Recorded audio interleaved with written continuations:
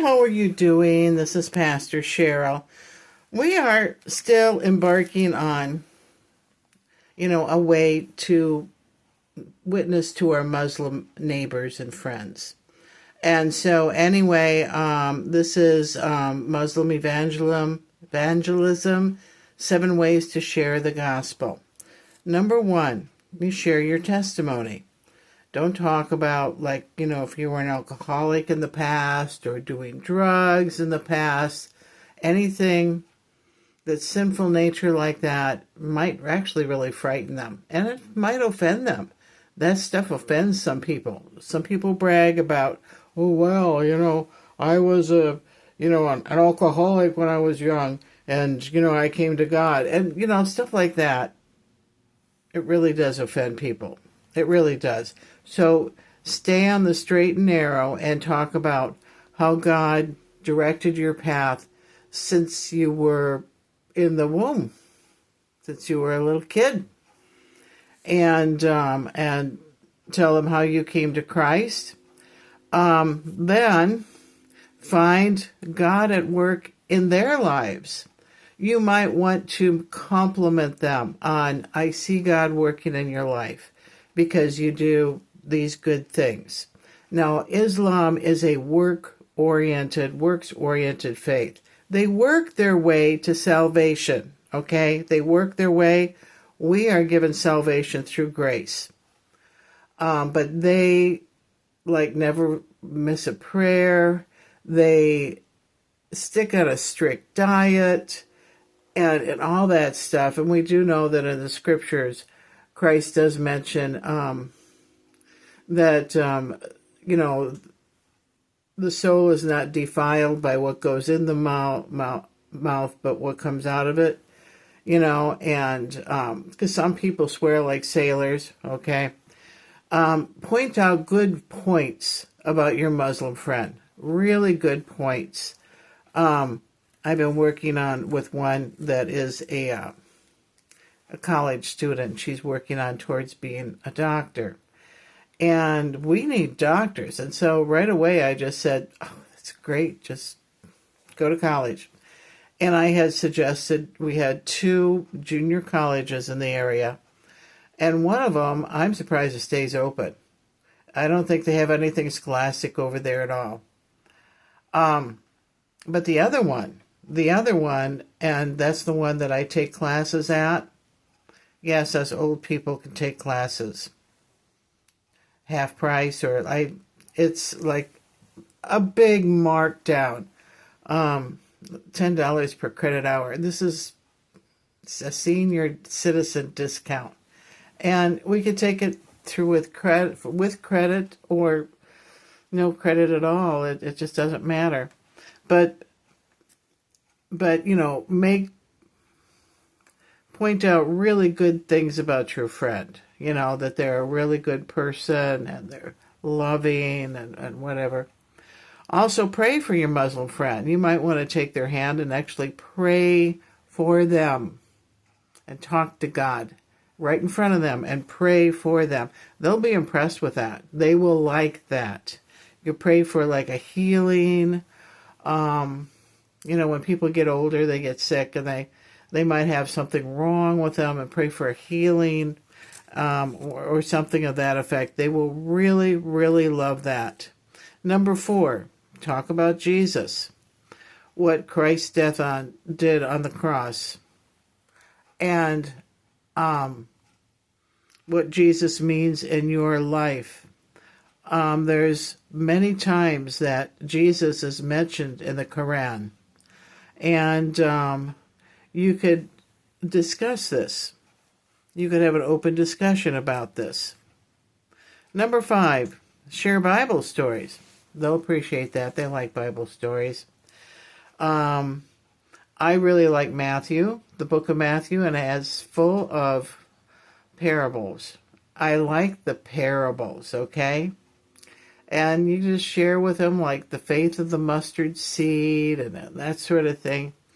Commanding a mountain to be moved, and it'll move, and they'll love that stuff. Number 6, minister to human need. They might need something. They might really need something. The people down the alley, I bring them food. The father has retired. He's not retired. He hurt his back. He had surgery in his back. He can't seem to work. They're living on welfare. And they're from Afghanistan. And he would like to work, but whenever he gets a job, it's very short-lived. And they have 6 children. That's a lot. That is a lot of kids to support. It takes a lot of food and money for, supporting those kids. You might want to drive them to the food pantry. You might want to you might want to bring something over. And if they don't have financial problems, their children really love sweets. Like any kids, cookies. Cookies, either bring them cookies or bake them cookies. They'll think the world of you. Yeah, they will. Number 7, trust in the Holy Spirit. Remember, it's the Holy Spirit that brings them to God. Just trust that God will work with what you've done, your efforts, and bring them to Christ. Buy them a nice Bible, a family Bible. If you give it to the children, the father might take it away. So give a nice family Bible to the father, who will really think that's really nice. I have a gift for you, and you give this beautiful Bible.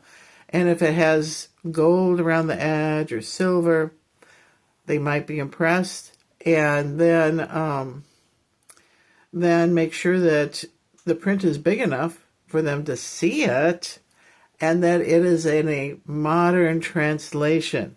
The King James will fly over their head, okay? They'll just say, what is this word? What is that? What does that mean? No, give them something easy to understand. And they will appreciate that. They appreciate good friends and good neighbors.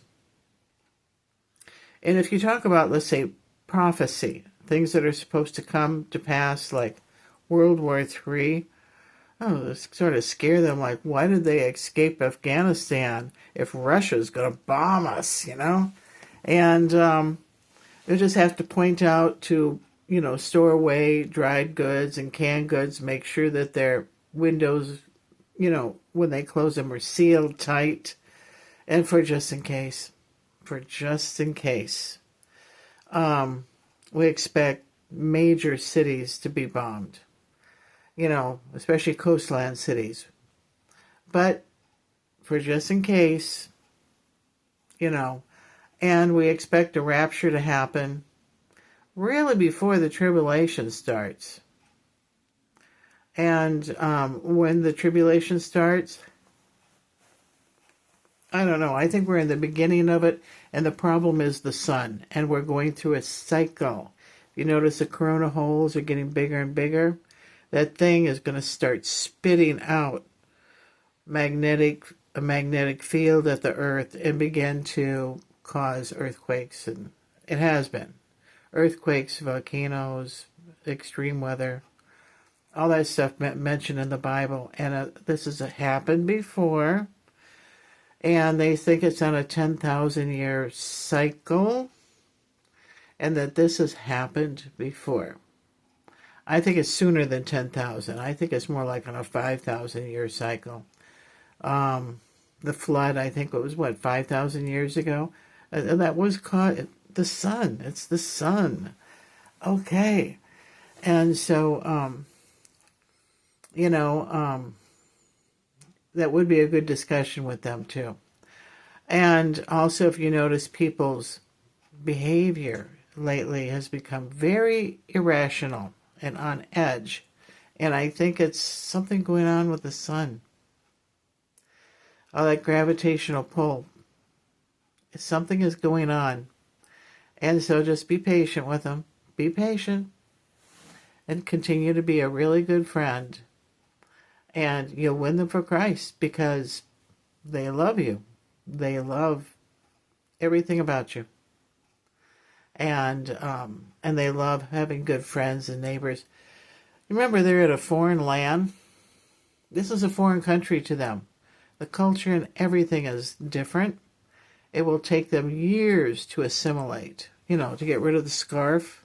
I don't like those scarves that cover the bases up and whatever. And I like to see who I'm talking to.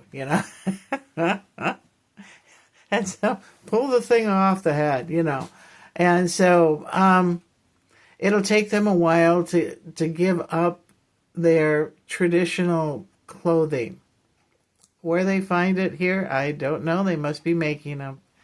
And, it'll take a while for them to give up those traditions. And anyway, I suppose that is all the highlights, all that really is the most important stuff. And I will see you. Bye-bye.